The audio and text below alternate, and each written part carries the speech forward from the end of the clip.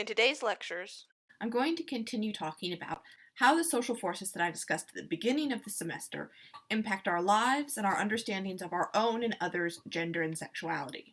Socialization is very important to these processes. And to understand socialization, we need to take two concepts, one of which we're already familiar with, and the other which might be new. Norms, as we all now know, are the rules that make up and govern social behavior in our society. What we consider to be normal, what we expect from ourselves and what we expect from each other.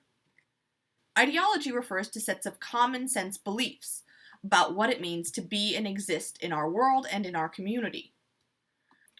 Together, ideology and norms are important components of socialization, which refers to the process through which people learn about norms and ideologies dominant in their society. It's how we learn how to behave, and how we learn how to expect others to behave, and what they will in turn expect from us. We talk about socialization quite often with children. However, the concept of socialization is not only for children. Rather, socialization is a constant and lifelong process that continues to impact us all well after we've grown up. We are all embedded in the center of several different sites of socialization. Each site has its own rules, written and unwritten, and its own expectations for behavior. If you'll recall the first week of lectures, I discussed culture as a web of influence. Socialization and society are very similar. You exist at the center of your own web of influence through which you are socialized, but you are also a socializer or an agent of socialization for others. You may have an influence on younger members of your family, on your peers, on your classmates, on those that you work with. You learn rules and expectations of behavior from people in those places, and they learn them from you.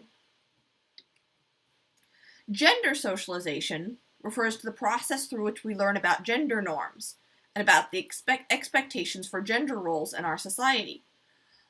Like other types of socialization, gender socialization begins from birth. for example, When a doctor, nurse, or midwife examines a blood test, a sonogram, or looks down at a newborn baby and declares it's a boy or it's a girl, they're not simply referring to genetics or genitals in that moment. That declaration, it's a boy, it's a girl, is, if not the first, at least an early part of that child's gender socialization. Every child learns what gender means in their society. They learn about their expected place and role in the normative gender expectations of that society, and they learn the benefits and consequences of either meeting or defying those expectations. These are lessons that we continue to learn throughout our lives.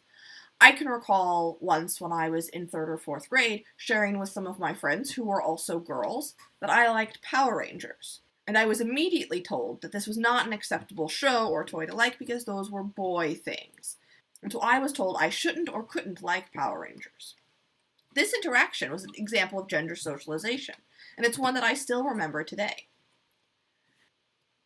We each have thousands, if not millions, of experiences like this throughout our lives that set up the parameters of what is good behavior, what is bad behavior, what is acceptable, what is unacceptable.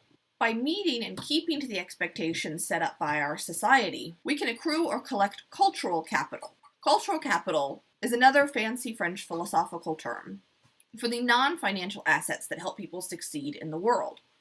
For example, if your understanding of your own gender matches what that doctor, nurse, or midwife told your parents when you were born, you likely have more cultural capital than those whose identity does not match that declaration.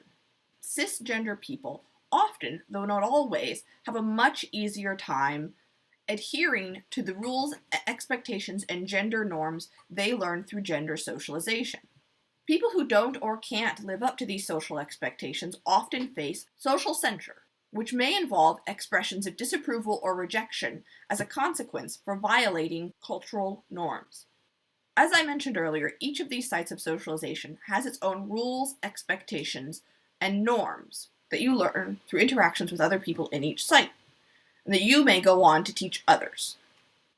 However, those rules, expectations, and norms are not the same from place to place. When you interact with your family or with a teacher at school, you probably speak differently, act differently, and have different expectations than you do when you talk with a professor or with a stranger. Code switching is a way of talking about these changes in behavior and expectation as you move from one social setting to another. We are all products of our ongoing socialization and the social forces that shape the ways that we think, act, and behave, and the ways that we expect others to act, think, and behave. Your course materials this week include 2 chapters in Roxane Gay's book, Bad Feminist, one of which closes with this quote: "We must stop pointing to the exception, these bright shining stars that transcend circumstance, that transcend processes of socialization. We must look at how we can best support the least among us, not spend our time blindly revering and trying to mimic the greatest without demanding systemic change." Socialization is a necessary and important part of our societies. However, much like with categories, rigid adherence to socialization will inevitably create inequalities and systems of disadvantage.